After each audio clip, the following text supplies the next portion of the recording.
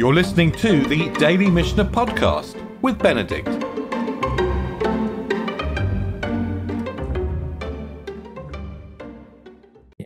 So we're picking up the 11th chapter of Ketubot.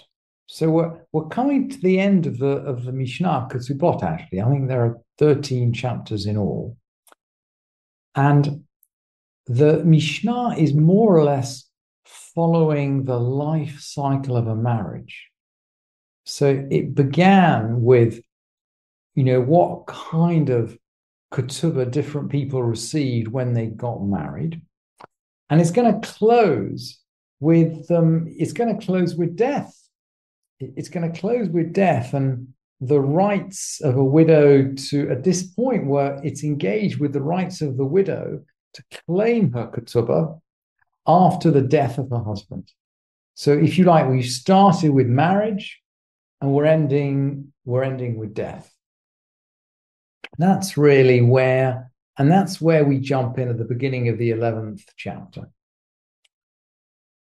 Almana nizonet minichsei yitomim. A widow is maintained out of the property of the orphans. So the death we're speaking about here is the death of the husband. So the husband has died. Of course, the widow is due the ketubah. But we've learned already, and we'll actually see this. Maybe we'll see this we learned it in the 4th chapter. Let me just jump quickly to the 4th chapter. Ve'at tien yatva b'veiti umizanta min chasai. Kol yemei megad amrutech b'veiti.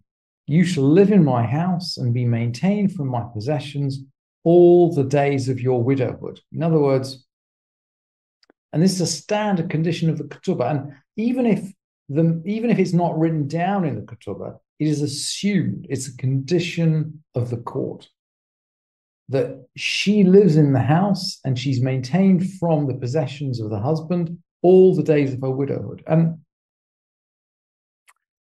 actually in Judea, they used to write, until the heirs wish to pay you the ketubah.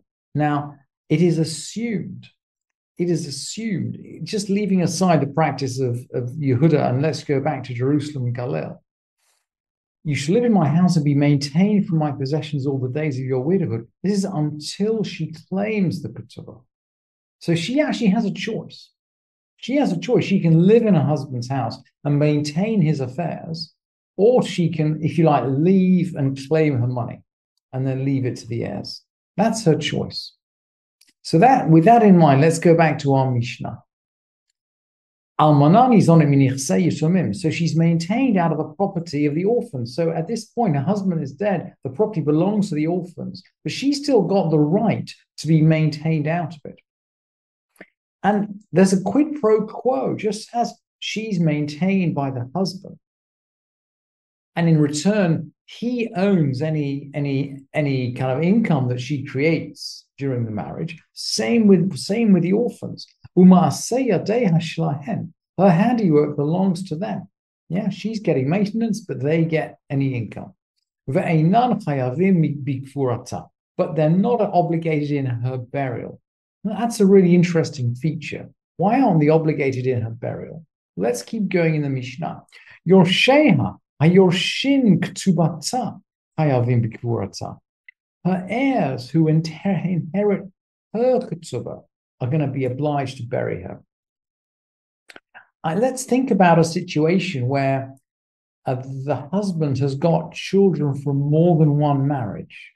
Now, we've always said that her children, so in other words, his children from her children are going to inherit her ketubah. But her husband's children from other wives are not going to inherit her ketubah. They're not her inheritors. And so Mishnah is just clarifying that in general, she's maintained from the property of all of the inheritors of her husband. But only the heirs who inherit her ketubah are going to be obliged to bury him. And the Bartanura just, he just clarifies that this idea that she's maintained out of the property of her husband as owned by the heirs is either land or movable property. And he actually quotes our Mishnah going back to chapter 4. It's a condition of the Ketubot, you'll live in my house and be supported from my property.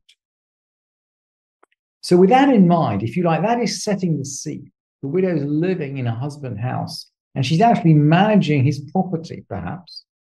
To what extent can she dispose of his property in order to raise funds for her maintenance or to pay off her ketubah? Maybe she needs to sell land to raise money to pay off the ketubah. So the Mishnah continues. Almanah. Bein mina erusin uvein mina nisuin mocheret shelo b'veit din. A widow is the same widow, whether after betrothal or after marriage, may sell without permission from a court. In other words, she can start disposing of her husband's affairs in order to provide for her own maintenance or in order to provide for her own ketubah. And Rabbi Shimon is going to somewhat disagree. We're going to learn from the Rambam. By the way, the halacha doesn't go according to Rabbi Shimon. That's the Rambam's comment on this Mishnah. Ve'ein halacha ka Rabbi Shimon. But let's learn Rabbi Shimon because he makes an interesting. He brings out, if you like, a sensitive. He's sensitive to the language of the Mishnah. So the Mishnah said, "Almanah bein mina erusin uvein min hanisuin." This is a widow, whether after betrothal or after marriage. So I think we're pretty much familiar today with the idea that a widow is a widow after marriage. So she goes through the marriage and, they get to some age and her husband dies. And then clearly she's going to dispose of her husband's affairs and sell property either to maintain herself or to get her ketubah. But that's not the only situation we can think about. What about a widow who never married her husband, who was only betrothed to her husband? And I guess, death at maybe in middle age was more common in the time of the Mishnah than it is now. And perhaps the betrothal of a woman to an older man who might run the risk of dying off before the wedding, perhaps that was more common than it is now. So when the Mishnah is talking about almanah, mina erusin, they're talking about a widow who's actually never entered her husband's house. She's betrothed to him, so she can't separate from him without a get. And if he dies, she's due the ketubah, but she's never gone into her husband's house. So her status, according to Rabbi Shimon, is slightly different. Rabbi Shimon omer mina nisuin mocheret shelo b'veit din. Rabbi Shimon says after marriage she can sell without the court. Min ha'erusin lo timkor ele b'veit din. After betrothal, she can only sell with permission from the Beit Din. And he's going to give a reason. Mipnei she'ein la mazonot. She's not entitled to maintenance. V'chol she'ein la mazonot lo timkor ele b'veit din. What's Rabbi Shimon? And someone who's not entitled, or anyone who's not entitled to maintenance, can only sell with permission from the court. And Rabbi Shimon seems to be making a distinction between, routine sales, which a widow might have to make in order, just for practical purposes, in order to buy clothes. In order to buy clothes, she might have to sell something from her husband's estate. And Rabbi Shimon is agreeing with the first opinion in the Mishnah that it's degrading, it's embarrassing for a widow to have to go to court to say, look, do you agree with my sale of such and such property in order for me to buy clothes for Rosh Hashanah? We can't have that situation. Clearly, the widow who's in possession of her husband, who's in her husband's house, has to be able to dispose of her husband's affairs in order to effect her own maintenance. But what about someone who's not entitled to maintenance? Well, this is the bride whose husband died before marriage. So she is entitled to the ketubah, but she's not entitled to maintenance. And if she needs to sell the property, this is a one-off sale.